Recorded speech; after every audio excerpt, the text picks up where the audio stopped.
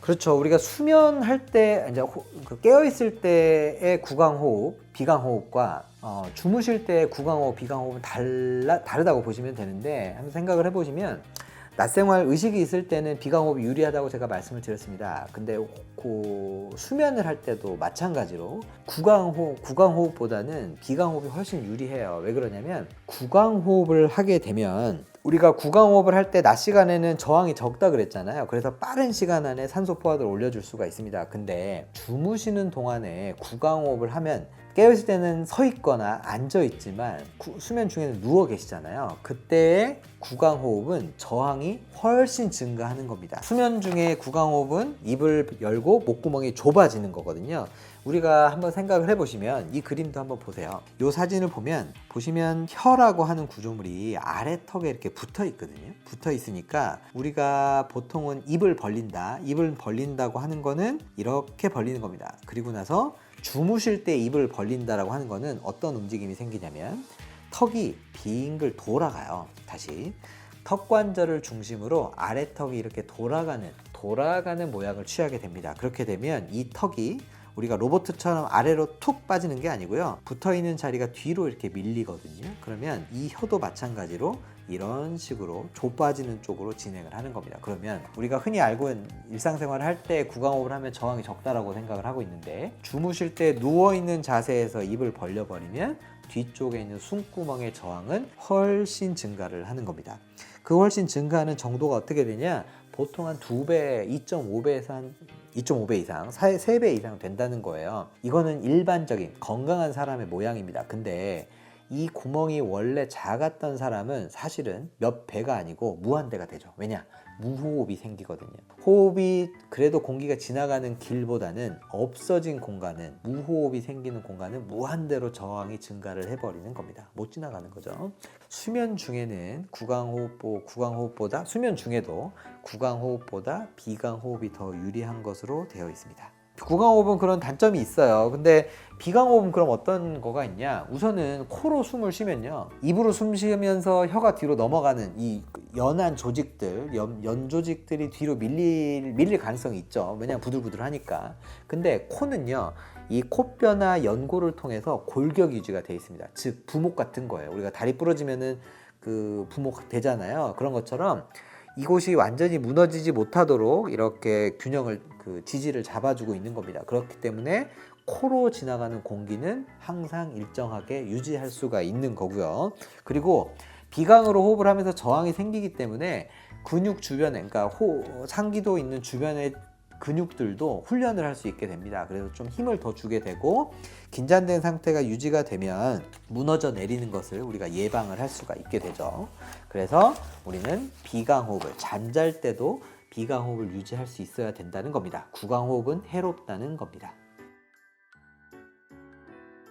그래, 입을 다물고 자. 그러면 혀도 앞으로 당겨질 거 아니에요.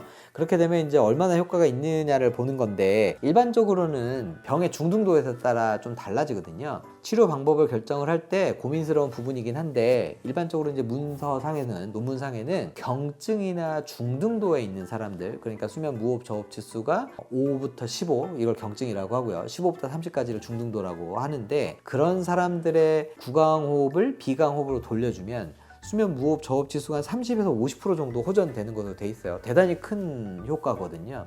우리가 일반적으로 수술적인 치료를 해서 얻고자 하는 것보다 어떤 수술보다는 더 효과적인 치료가 되는 겁니다. 그래서 구강호흡을 비강호흡으로 바꿔주면 한 30에서 50% 정도의 수면 무호흡 저호흡 지수가 호전되는 것으로 되어 있습니다. 하지만 요거는 경증이나 중등도에 대한 환자를 얘기를 하는 거고요. 하지만 중증인 사람들, 시간당 30회가 넘어가서 심각하게 좀 안 좋으신 분들은 사실은 구강호흡을 하더라도 큰 효과는 없는 것으로, 미미한 것으로 되어 있습니다. 수술도 이제 코골이 수술에 대한 편견이 좀 있으시더라고요. 저희 환자분들 보면 코골이 수술해가지고 아프기만 했다, 뭐 3개월마다 재발했다, 하나도 효과 없었다, 괜히 했다, 뭐 이런 얘기를 많이 하시거든요. 한계도 있고요. 근데 보통은 일반적으로는 코골이 수술만, 대한 수술만으로는 사실은 수면 무호흡증을 없애기는 좀 부족하다라는 게 사실은 일반적인 통념입니다. 그래서 우리가 이제 건강보험이 시작이 되면서 수면 무호흡증에 대해서 가장 먼저 보험이 된 거는 양압기라는 치료거든요. 그게 왜냐? 가장 높은 성공률을 보고하기 때문이에요. 대한민국에서 허가되어 있는 수술은 UPPP라고 하는 수술인데요. 목젖을 제거하고 옆에 편도를 제거해서 코로 들어가는 뒤쪽 공간을 살짝 넓혀주는 수술을 건강보험에서는 인정을 해주고 있습니다. 나머지는 아직은 보험이 되지 않고 있거든요. 실비보험이 되는 수술들이 몇 가지가 있지만 일반적으로는 그 수술을 하게 됩니다. 근데 그 수술은 환자 선택이 대단히 중요해요. 목젖 뒤쪽과 편도 부분의 문제 때문에 발생하는 수면 무호흡증 환자들은 분명히 효과가 있습니다. 선택이 잘 돼야 되는데 근데 선택권이 한 개밖에 없다는 거죠. 보통의 사람들 수면 무호흡증 환자들은 혀 뿌리 부분 요 부분에 문제가 동반되는 분들이 많거든요. 근데 수술이라고 하는 게 목젖과 편도만 제거를 했어요. 그럼 여기는 어떻게 됐나요? 우리가 수술을 안 했거든요. 그러니까 의료보험이 되지 않기 때문에 그거 하면 안 되는 수술이 되는 거예요. 이 부분에 대한 처치가 좀 대단히 중요한데 그런 수술까지는 할 수 없는 상황이 됩니다. 코 수술만으로 부족하다는 것을 인정을 해야 되고요.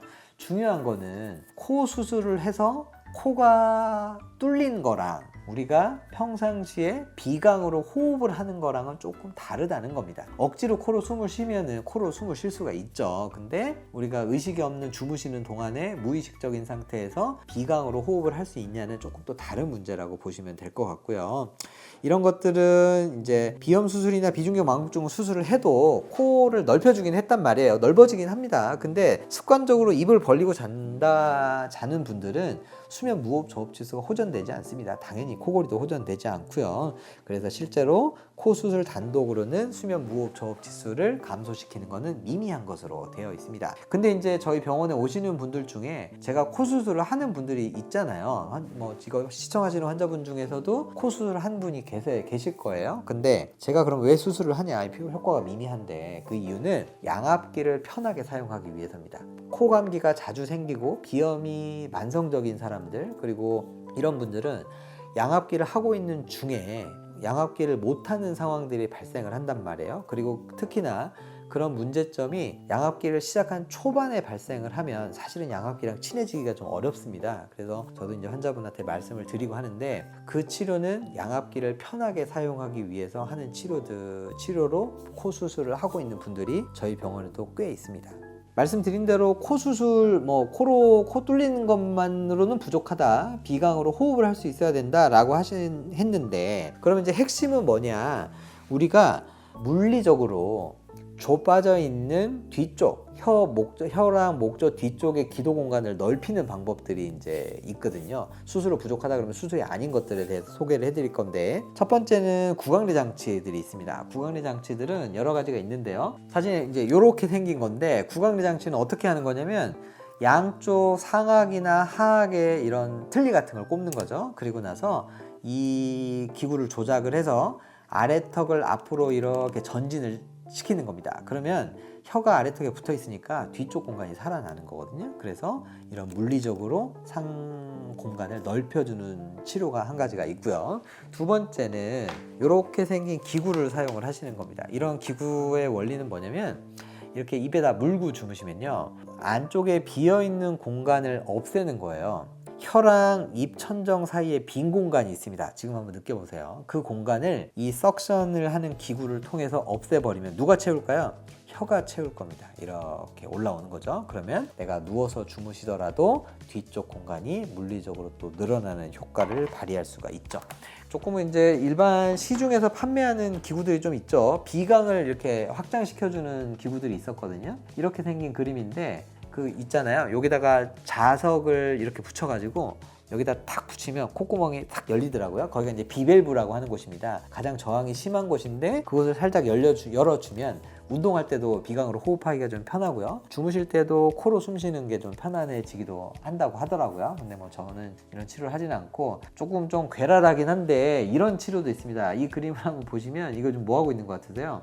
이렇게 생긴 튜브예요. 이렇게 생긴 튜브인데 어떻게 하는 거냐면 이렇게 하는 겁니다. 앞쪽 코에서 쑥 집어넣어 가지고 저 뒤쪽에 있는 목젖 뒤까지 긴 튜브를 넣어 놓는 거예요. 그러면 요 가운데 있는 비어 있는 공간으로는 호흡을 할 수 있을 거 아니에요. 그러면 수면 무호흡증이 없어집니다. 근데 뭐가 문제일까요? 이거 다 이물질이잖아요. 아무리 신체 반응이 없는 실리콘이라고 하더라도. 그러면은 코도 많이 헐고요, 코피도 많이 날 거고, 이걸 영구적으로 하기는 좀 어렵습니다. 물론 효과는 너무 좋을 것 같아요. 너무 좋을 것 같은데, 이게 뭐 일본 어디에서 만든 스텐트인데 요런 기구도 사용을 하고 있다고 합니다. 그리고 이제 마지막으로 드리고 싶은 말씀은, 코 수술을 하고 나서도 이제 관리가 대단히 중요하던 것으로 되어 있거든요. 우리가 코 수술하고 나서 직후에는 오라는 날짜에 오셔가지고 소독을 받으셔야 돼요. 첫 번째, 저희 병원 같은 경우는 이제 첫 번째 주에는 일주일에 2번을 오실 거고요. 그 다음부터는 이제 일주일에 한 번씩, 2주에 한 번씩 이렇게 늘어날 건데, 이제 점점 멀어집니다. 그래서 소독하라고 하는 날짜에 꼭 오셔서 소독 받으시고요. 감염 예방을 위해서 우리가 일반적으로는 예방적인 항생제를 처방을 하죠. 먹는 약도 좀 성실하게 좀 드셔주셔야 됩니다. 그리고 지혈이 잘 돼야 돼요. 우리가 아무래도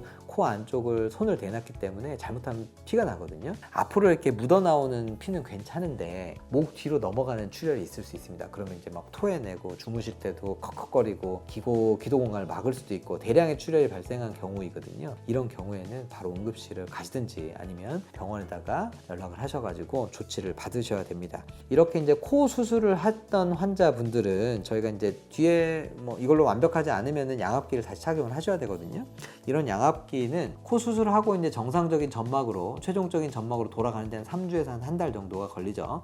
그 후에 양압기 적정압 검사를 해서 양압기를 그때부터 시작을 하시면 될 것 같습니다. 또 하나 부탁드리고 싶은 거는, 수술 후에도 우리가 코감기가 걸리지 않는 건 아니에요. 우리가 독감 예방접종을 했다 그래서 난 독감이 안 걸렸을 겁니다 라고 생각하시는 분들이 꽤 있더라고요. 근데 그렇지 않거든요. 예방접종을 했던 이유는 위험한 상황까지 병원에 입원을 하거나 어쩌면 사망을 하는 경우를 없애기 위해서 예방접종을 하는 거지, 감염은 될 수밖에 없습니다. 될 수도 있으니까 코 수술을 하고 난 후에도 코에 문제가 생기는 분들도 계세요. 어느 계절에는 코에서 물이 많이 나올 수도 있고요, 붓기가 확 부어올 수도 있고, 또 어떤 경우에는 코감기가 걸려서 코 안에 농이 잔뜩 차 있게 되는 경우도 있거든요. 그럴 때는 방치하지 마시고 적극적으로 빨리 병원에 가시든지 아니면 수술했던 병원에 오셔서 코 치료를 잘 받으셔야 됩니다. 그리고 마지막으로 가장 중요한 거, 우리 코세척 하셔야 돼요. 코세척은 0.9%짜리 소금물, 우리 체액과 똑같은 농도의 소금물로 코를 계속 씻어내시는 겁니다. 아쉽지만 우리 평생 이거 해야 되거든요. 그래야 코에 병이 재발하지 않습니다. 그래서 코 수술을 하고 나면 최소한 아침 저녁으로 코 세척을 해주시는 게 가장 중요할 것 같습니다.